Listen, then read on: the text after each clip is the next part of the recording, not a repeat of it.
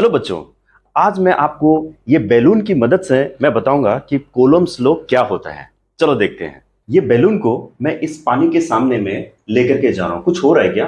कुछ भी तो नहीं हो रहा है ना। अभी ये बैलून को मैं चार्ज दे रहा हूं थ्रू माय हियर। चलो ठीक है, तो चार्ज में दे रहा हूं। ये बैलून अभी नेगेटिवली चार्ज हो रहा है। ठीक है, चलो ये बैलून अभी नेगेटिव चार्ज हो रहा है, तो चलो स्टार्ट करते हैं। ये देखो, देखा? इसको अट्रैक्ट कर रहा है ना। ठीक है, देखो ये बैलून में मैंने नेगेटिव चार्ज दिया है और ये पानी में नेगेटिव और पॉजिटिव ये दोनों चार्ज होता है। ठीक है, जैसे करके मैं डिस्टेंस बढ़ा रहा हूं, ये चार्ज कम मतलब फोर्स कम हो रहा है, और जिस तरह से मैं डिस्टेंस कम कर रहा हूं देखो ये फोर्स ज्यादा हो रहा है। तो आपने अभी प्रैक्टिकल देखा, प्रैक्टिकल में क्या था? दो चार्जेस था। चलो अभी हम लोग यहां भी दो चार्जेस ले लेते हैं। दो चार्जेस के लिए एक पॉइंट यहां लेते हैं बेटा, और दूसरा पॉइंट यहां लेते हैं। इस पॉइंट में हम लोग चार्ज Q1 लेते हैं। अभी इसमें है क्या? इसमें पाइप का पानी था जो बह रहा था। ठीक है, और इसको हम लोग लेते हैं Q2। ठीक है, अब ये Q2 है। ये Q2 है क्या? बैलून। बैलून जो था उसमें मैंने नेगेटिव चार्ज दिया था अपने हेयर से। ठीक है, चलो इसमें भी चार्ज है, अभी इसमें भी चार्ज है। इन दोनों के बीच में जो डिस्टेंस है इसका नाम देते हैं हम R। ठीक है, अभी के लिए हम लोग मानते हैं कि ये पॉजिटिव है और ये भी बेटा पॉजिटिव है। कुछ बच्चों को अभी ऐसा लग रहा होगा कि सर दोनों को ही पॉजिटिव क्यों लिया, एक का नेगेटिव और एक का पॉजिटिव क्यों नहीं लिया? देखो बेटा, बात यह है कि अगर दो बंदे हैं, देखो अभी ये चार्ज है, दो चार्ज है तो दो बंदे हैं। ठीक है, तो जब दो बंदे हैं यहां, दोनों एक दूसरे को गले लगाए अपना अपना फोर्स से, तो बंदे तो वही है।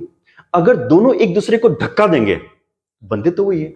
अब देखो, फोर्स बाहर से नहीं ना लाएगा, वो फोर्स जो अपने में है, जो फोर्स उसी को ना लगाएगा। तो इसलिए क्या करता हूं, जो अट्रैक्ट करो या फिर रिपेल करो, बात वही है।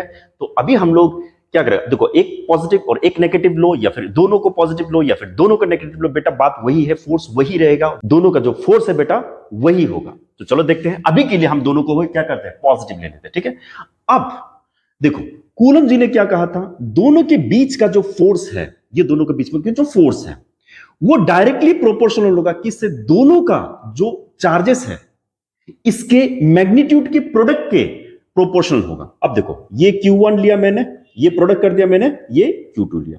अब मैग्नीट्यूड देखो, ये मैंने लिया मॉड्यूलस में, ये भी मैंने लिया मॉड्यूलस में, दोनों का ही मैग्नीट्यूड लिया। क्योंकि अगर ये पॉजिटिव हो या फिर नेगेटिव हो बेटा कोई फर्क नहीं पड़ता, इसका सिर्फ हम लोग फोर्स निकाल रहे हैं।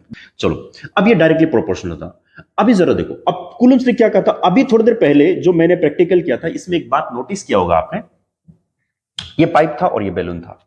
जैसे ही मैं बैलून को इस पाइप के पानी के सामने लेकर के गया, ज्यादा सामने जब लेकर के गया तो अट्रैक्शन बढ़ गया, और जब मैं दूर लेकर के गया तो अट्रैक्शन कम गया। इसका मतलब क्या है?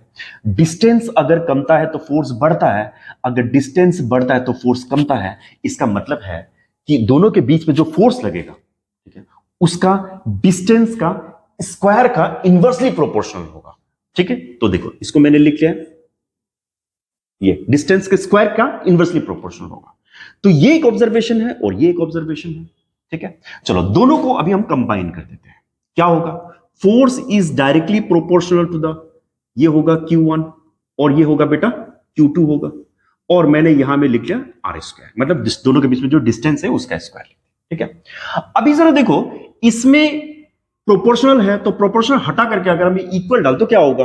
तो हमें इक्वल जब हम लोग डालते हैं, अभी हम लोग इक्वल लिखेंगे, प्रोपोर्शनल नहीं लिखेंगे, हम लोग इक्वल लिख दिया, तो एक कांस्टेंट डालना पड़ेगा। इस कांस्टेंट का नाम है K और इसको कहते हैं प्रोपोर्शनलिटी कांस्टेंट, और ये होगा बेटा Q1 और ये होगा Q2 और ये होगा R²। जरा समझो चीज को। ठीक है, ये K का एक वैल्यू रहता है। ठीक है, इसको इलेक्ट्रोस्टैटिक कांस्टेंट भी कहते हैं। ठीक है, एक K का वैल्यू रहता है। K का वैल्यू क्या है? 1/4 पाई एप्सिलॉन नॉट कहते हैं। अगर इसको हमने सॉल्व कर दिया तो हमें क्या मिलेगा? एक वैल्यू मिलता है, that is 9 into 10⁻⁹ newton metre square पर कूलम स्क्वायर कहते हैं। ठीक है, अभी फाइनल अगर हम लोग फॉर्मूला लिखेंगे जिससे न्यूमेरिकल सॉल्व होगा, अगर वो फॉर्मूला अगर हम लोग लिखेंगे तो क्या होगा? इधर में लिखते हैं F is equal to 1/4 pi epsilon naught Q1 Q2 by R²। ये है आपका फाइनल फॉर्मूला और इसको मैं ब्रैकेट में लगा रहा हूं। ठीक है, चलो जरा देखो बच्चों, ये है आपका फाइनल फॉर्मूला, इसी से सारे न्यूमेरिकल सॉल्व होंगे। ठीक है, चलो अभी आपके दिमाग में ये बात आ रहा होगा कि सर ये एप्सिलॉन नॉट क्या है? एप्सिलॉन नॉट को कहते हैं परमिटिविटी इन फ्री स्पेस कहते हैं। क्या कहते हैं बच्चों? इस एप्सिलॉन नॉट को कहते हैं परमिटिविटी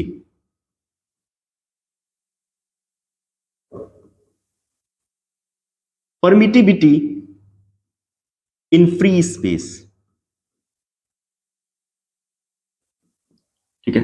और ये जो भी प्रैक्टिकल्स जो चल रहा है, मतलब जैसे कूलम्स ने जो बोला था, ठीक है, ये जो प्रैक्टिकल जो चल रहा था, एक चार्ज यहां रखा एक चार्ज यहां रखा, दोनों के बीच में जो ऑब्जर्वेशन है ये वैक्यूम में किया गया था, लेकिन हमने क्या कहा, हमने हवा में किया। ठीक है, तो लेकिन रिजल्ट्स हमें तो वही मिले ना। ठीक है, चलो देखो अभी अभी एप्सिलॉन नॉट का वैल्यू क्या है? एप्सिलॉन नॉट का एक वैल्यू भी है।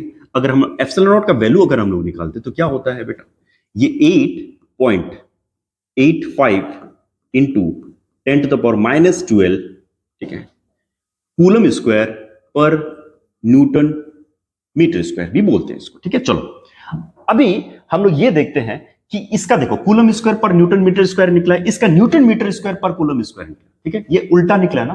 ठीक है, देखो के का जो है और उसका जो यूनिट है बिल्कुल उल्टा है। तो जरा देखो ये आया कैसे, ये कैसे आया होगा, जरा देखो।